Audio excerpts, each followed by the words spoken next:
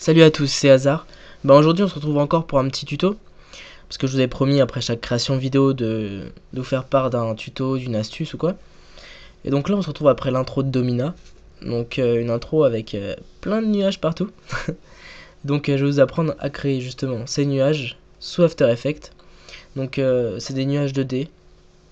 Je les ai créés sous After Effects, sans plugin, sans rien. Donc pour ça on va commencer, on va créer une nouvelle compo. Donc CTRL N ou compo, nouvelle compo. 1920 par 1080, 30 images secondes ou 60, comme vous préférez. Moi je préfère 60, 5 secondes ça suffit amplement pour créer un nuage. Et ok. Ensuite, on va créer un nouveau calque, pardon. CTRL Y ou solide, créer un nouveau calque. Enfin, je crois que c'est ça. 1920 par 1080. Surtout, prenez un calque, créez un calque blanc, ça vous évitera de changer la couleur après. Ensuite, on va appliquer le premier effet, donc qui est l'effet de turbulence, il me semble. Ouais, c'est ça. D'abord, on applique l'effet de turbulence. Donc, on va dans déformation et turbulence. Donc, la quantité, on ne change pas. La taille, on va mettre environ 450. Parce qu'il nous faut une turbulence assez grossière. Et la complexité, on va mettre 10.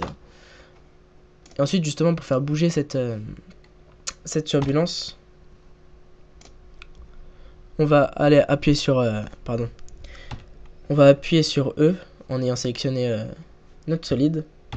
Ça va nous ouvrir les effets. Ensuite, on va créer une clé d'évolution.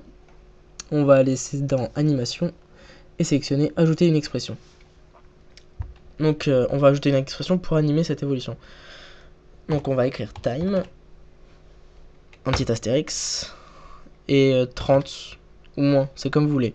Si vous voulez que votre animation soit plus ou moins lente. Donc vous pouvez descendre jusqu'à 15 et monter jusqu'à 30, 35, comme vous voulez. Après je vous conseille d'essayer de remplacer par plusieurs valeurs et puis vous voyez ce que vous préférez. Ensuite, on va appliquer un effet de biseau alpha. Donc on va aller dans perspective, biseau alpha. L'épaisseur, on va la changer, on va mettre à 50. Et l'angle de lumière, on va mettre un angle -5. Histoire qu'on ait un petit peu de biseau sur le côté également. Et l'intensité, on va la baisser, on va la mettre à 0,25. Voilà, donc on ferme ça. Et ensuite, on va ajouter notre dernier effet, qui est le bruit fractal. Donc on va dans effet, bruit grain, bruit fractal. Donc le contraste, on va le baisser à 30. On va également baisser la luminosité à -20. Voilà. Complexité, normalement ça on change pas. L'évolution on ne change pas. L'opacité on va la baisser à 60%. Et le mode de transfert on va le mettre en lumière crue. Voilà. Donc maintenant on n'a plus d'effet à ajouter. La seule chose à faire ça va être de prendre l'outil plume. Donc vous le sélectionnez. Vous appuyez sur G. Après pour revenir CV. Donc vous appuyez sur G. Et vous allez créer une forme quelconque. N'importe quoi. Bon là je fais un espèce de bidule. Voilà. Et ça va vous créer un nuage.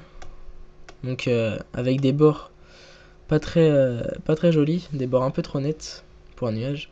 Donc on va ouvrir nos masques. Et on va changer les contours progressifs. Donc ce que je conseille c'est minimum de mettre 50 en contour progressif pour avoir un nuage assez beau. Ou sinon vous pouvez monter jusqu'à 100. C'est comme vous voulez. Donc voilà. Est-ce que ça rend?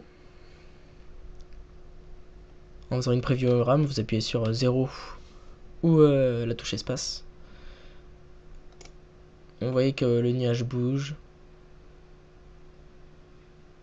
C'est nickel. Donc voilà, c'est fini. J'espère que ça vous a plu. Voilà, prenez soin de vous et à la prochaine.